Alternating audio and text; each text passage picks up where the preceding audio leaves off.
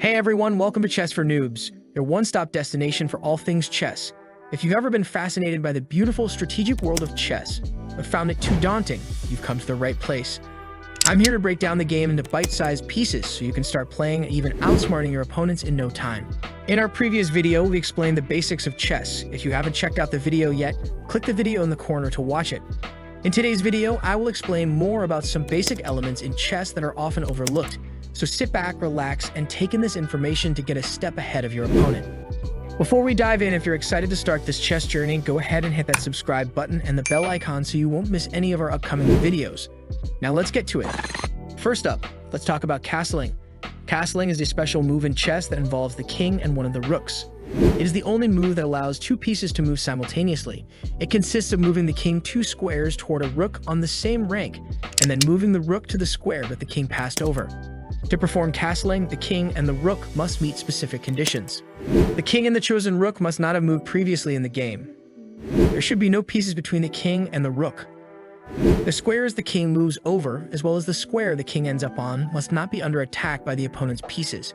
There are 2 types of castling. In this case, the king moves 2 squares towards the rook on its own side, and the rook jumps over the king to the square next to it. You write this down as 0 to 0 as appropriate notation when recording your moves. And the second one is, here the king moves 2 squares towards the rook on the opposite side, and the rook moves to the square next to the king. You write this down as 0 to 0, 0 as appropriate notation when recording your moves. Castling serves multiple purposes in the game. It helps to achieve the following. By castling, the king moves from the center of the board to a more secure position behind a wall of pawns, and with the rook offering additional protection.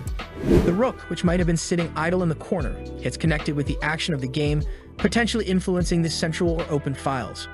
Castling can be a powerful strategic move, allowing players to improve their king's safety while preparing for further tactical maneuvers.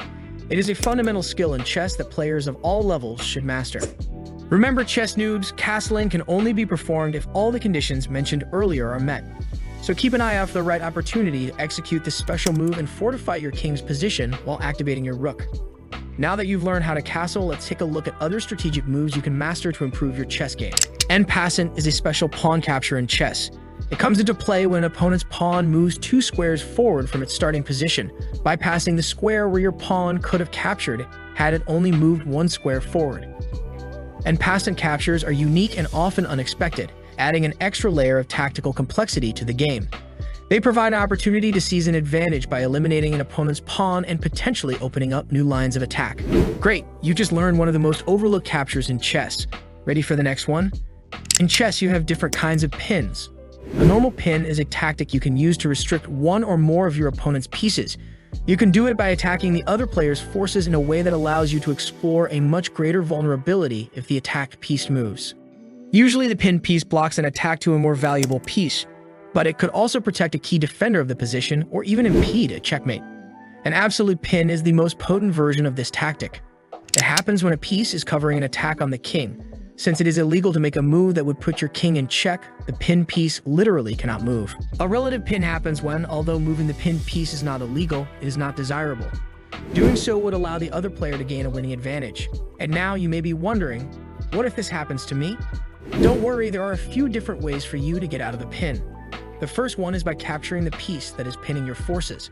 Another way of unpinning your piece is by blocking the attack with another piece of yours.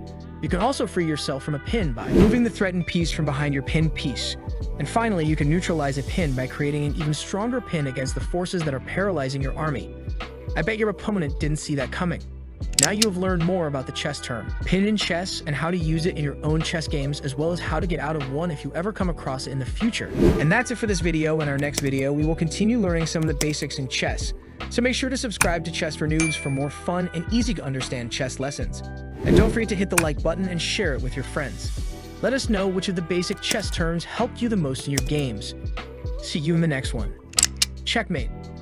And out.